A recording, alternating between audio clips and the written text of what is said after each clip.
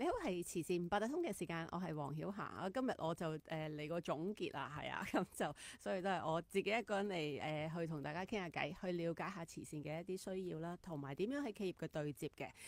咁啊，有人會問我哋慈善究竟係啲乜嘢咧？咁啊，慈善第一個講一定係話幫人啦，係啦。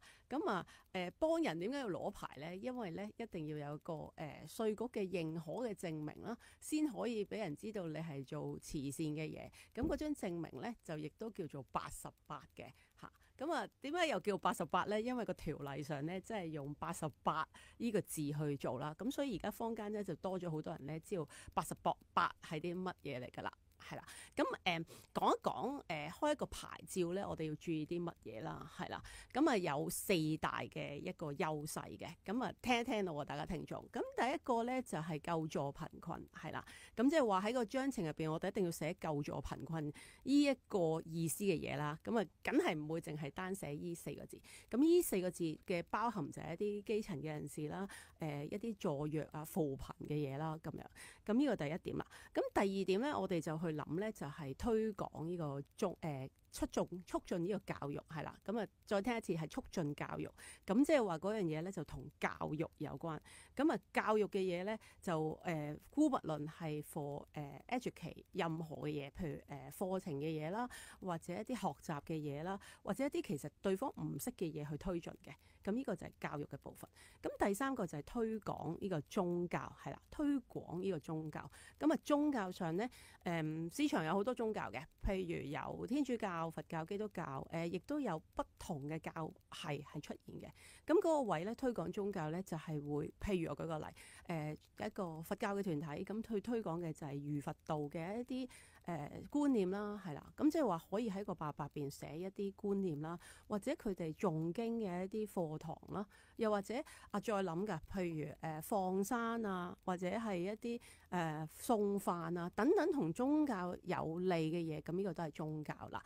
咁第4個要點咧就係三者皆不是，就係具呢個慈善性質喺社會入邊做嘅嘢啊。咁我哋啲客人咧好多時都話：喂，呢個係最易講嘅，因為呢個咧就係三者諗唔到嘅，咪諗第4個咯。其實唔係嘅。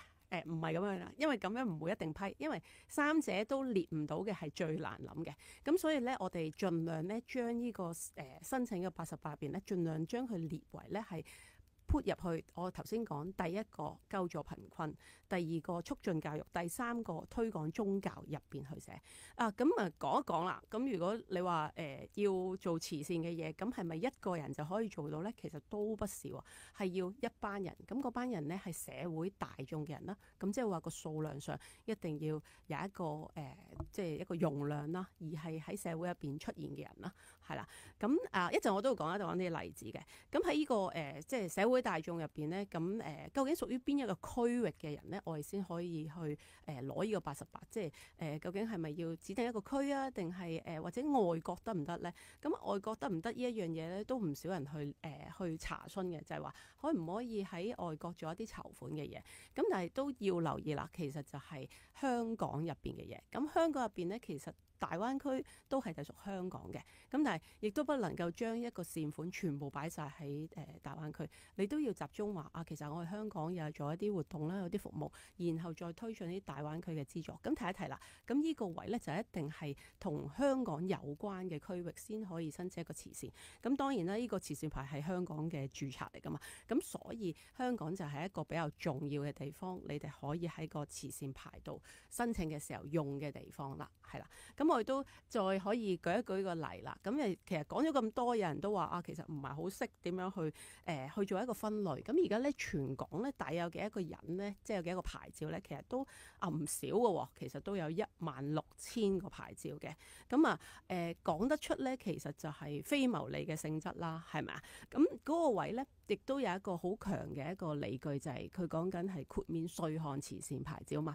咁呢個豁免稅項究竟可以點樣計算呢？其實就係薪俸稅同利得稅總共入邊咧係有35%，講緊係35%係每年嘅退稅額嚟嘅。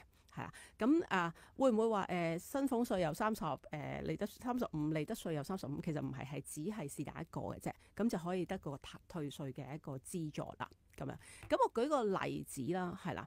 咁我哋過往咧，其實成功開牌咧已經over 即係過咗100個㗎啦，係啦，100幾個申請入邊咧，我哋全部都係能夠成功批核，亦都係一次過批核嘅。咁呢個數字亦都反映咗咧慈善喺個市場嘅需要啦，亦都反映咗我哋都能夠好穩妥咁幫客人去申請嘅。咁喺嗰個位入邊咧，我都將呢4類再即係分析下究竟邊樣嘢啦，係啦。構築貧困咧，我舉過幾個例子。第一個就係咧長者嘅一個扶貧啦，係啦。另外銀髮嘅企業啦，銀髮企業即係話銀髮一族咧，即係一啲60歲以上嘅人做一啲企業嘅譬如佢哋開餐廳啦，又或者佢哋可能自己做一啲小手作啦，等等啦，係啦。咁第二個啦，青年嘅扶貧啦，咁青年嘅扶貧咧就係佢哋一啲可以支援到學生，譬如升學啊、就業啊、職涯嘅發展。咁佢個對象一定係一啲學歷即係個生活環境比較差嘅。咁其實生活環境差呢個定義係乜嘢咧？咁喺政府入邊嘅定義咧，其實就係佢可能係攞咗綜援啦，係啦，低收入嘅家庭啦，係啊，呢兩樣嘢係分開嘅。另外全保同半保，咩叫全保咧？即係佢書簿津貼入邊有全資助同埋半資助嘅。係啦，咁呢個都係一個青年貧困嘅即係界定啦。咁青年嘅年齡入邊都相當之闊㗎。咁嗰個闊度係其實去到12至到35歲，哇，35歲都仲係青年，係啦，遲啲可能係40歲都係仲係青年嘅。OK，咁第三個啦就係兒童嘅扶貧啦。兒童嘅扶貧咧，亦都會有係一啲可能都係助學嘅為主啦，係啦，或者佢哋可能經濟上咧未得到一個支援，咁可能你都見到有啲家庭咧，如果佢經濟環境差咧，其實佢哋學習嘅需要或者以至藝術嘅發展啦，或者佢其他身心靈嘅成長咧，都可能受到一個阻滯嘅。咁呢個都係救助貧困嘅一類啦。咁亦都提一提，都唔少係客人都問一樣嘢啦，就係學習障礙入邊咧，可唔可以做一啲學習障礙嘅兒童，為譬如可能佢學習遲緩啦、SEN 嘅小朋友啦等等嘅，其實都係通通都係可以係就住針對住呢一類嘅群體去做一啲 service 嘅。OK， 咁喺促進教育嗰邊咧，我哋都可以去界定啦，係啦。咁譬如文藝、藝術同埋運動嘅，咁呢啲都係一啲教育嘅活動，即係總之佢學到一樣嘢去幫佢去推進佢喺個市場上啦，或者喺個社會上嘅一個改變啦，係啦。咁第二個亦都大家比較多人知道咧，就係環保啦，係啦，環保都係一個好強嘅定義啦。譬如減碳啊、回收等等啊。咁宗教入邊咧，頭先講咗啦，佛教、基督教、天主教，種種嘅嘢都係可以係喺呢個慈善度做一個界定嘅。係啦，咁最新嘅而家講緊AI 啊、科技啊嗰類，究竟擺喺邊度咧？其實都可以擺喺教育嘅。咁我哋其實可能有陣時做嘅嘢咧，唔會淨係一類嘅。咁我哋可以做到一個效果，就係譬如我哋幫一啲 SEN 學生咧學習一啲教育嘅嘢。咁當中佢哋其實都係一啲基層嘅即係小朋友。咁呢一類咧就會列為1同2，即係救助貧困同埋促進教育兩者一齊結合嘅一個88慈善牌照啦。